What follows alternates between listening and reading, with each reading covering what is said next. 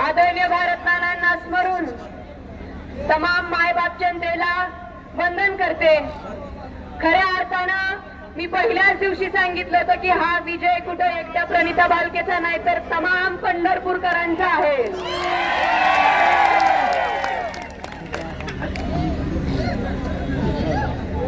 नानांच्या पाठीमागं मला कधी तुम्ही सगळ्यांनी एकटं पडू दिलं नाही आणि खऱ्या अर्थानं हा विजय जो आहे तो स्वाभिमानी पंढरपूरकरांचा आहे।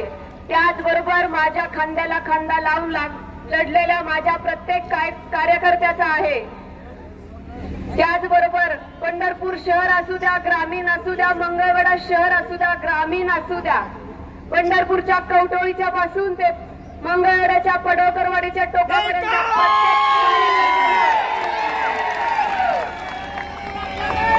माझ्यासाठी इथं लढा उभारलेला आहे आणि हा जो विजय आहे तो मी सर्व पंढरपूरकर आणि तसंच माझ्यासोबत काम करणाऱ्या तमाम माझ्या कार्यकर्त्यांना समर्पित करते।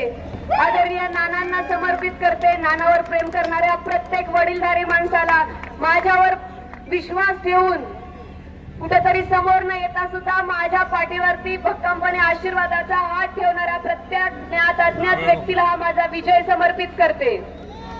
आणि उद्यापासून तुमची लेक म्हणून, तुमची सेवक म्हणून 24 तास तुमच्या सेवेसाठी मी सक्षम आहे, हा शब्द मी तुम्हाला देते।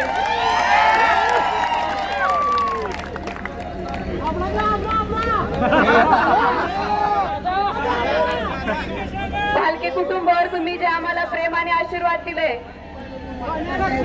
ते खरंच न विसरण्याजोगं आहे। मी आयुष्यभर तुमची या गोष्टीसाठी ऋणी राहीन। मी कुणावर टीका करायला आलेली नाही। मी अर्ज भरल्याच्या दिवशी पण मी सांगितलं होतं की जे माझ्यासोबत निवडून येतील ते पण माझेच आहेत आणि जे समोरनं निवडून येतील त्यांच्या सोबत राहून पंढरपूरच्या विकासासाठी, तुमच्या सर्वांच्या सेवेसाठी आम्ही तीर्थक्षेत्र विकास आघाडीचे सर्व पदाधिकारी तसेच उमेदवार तुमच्या सेवेसाठी सदैव तत्पर राहू, हा शब्द मी तुम्हाला देते। आणि परत एकदा तुमची लेख म्हणून तुमच्या पत्राखाली मला घेतल्याबद्दल मी तुमचे आभार व्यक्त करते। आणि परत एकदा हा विजय आपल्या सर्वांचा आहे, तर तुम्हा सगळ्यांना देखील मी या विजयाच्या शुभेच्छा देते आणि थांबते। धन्यवाद।